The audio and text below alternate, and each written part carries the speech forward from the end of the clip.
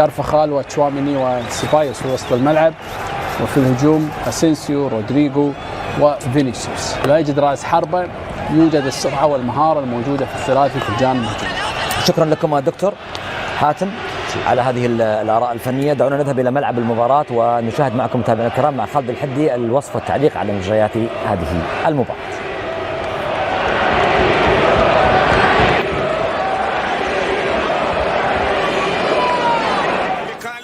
يجمع ما بين ريال مايوركا وريال مدريد في زيارة محفوفة بالمخاطر. نعم، في زيارة للريال، في زيارة صعبة للغاية وتزداد صعوبة كلما مر الوقت، وآخر ذلك عندما خطيرة وكامافينجا في عملية الإبعاد.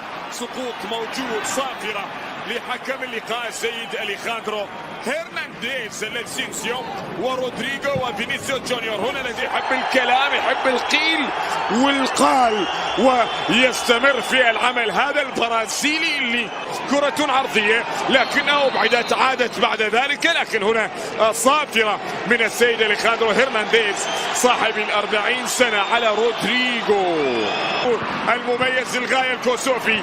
العمل الذي يأتي الآن في منتهى انه الريال ما جاب 45 في 19 جولة. بعد ذلك رودريغو لحكم اللقاء السيد أليخاندرو. يحدث اليوم، انظر إلى ردود الفعل، انظر إلى المشكلة التي بدأت قبل أن تبدأ المباراة.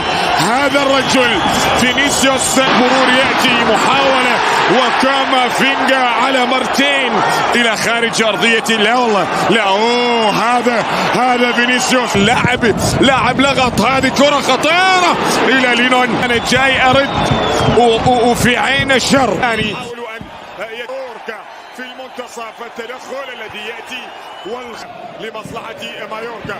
الضغط الموجود هنا، المناطق التي يجب أن يكون حاضرا فيها ريال مدريد، وخطأ بعد ذلك. نعم، يأتي لمصلحة نسبة الريال. داني يتركها اسينسيو، يلعب الكرة دي، يجب أن تكون من فالفيردي في منطقة الجزاء. هنا لدينا اليسرى محاولة توغل، تلعب الكرة الأمامية، التدخل الذي تحولت إلى روديجر، محاولة تسديدة من مسافة يسرى وصلت إلى كوستا بعد ذلك رودريغو. الله،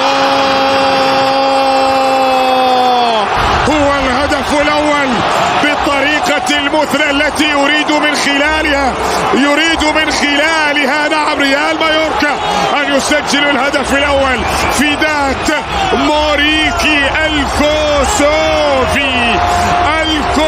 مصلحة الريال، هنا خطأ موجود للريال في مكان خطير للغاية، في مكان خطير. شوف هذا اللي عرفتها من فالفيردي، تعود الآن. هذا الداني ينقل الكرة عن طريق هذا الفرنسي. دام هذا الحل، العب. هذا اللي يفكر فيه، عليه أن يضبط الأمر. هنا لدينا الكرة وركلة جزاء تأتي الآن. ريال لمصلحة فينيسيوس. نعم، بعد أن تدخل رايكوفيتش. ماركو، كل الآمال على اسينسيو. ماركو، التعادل.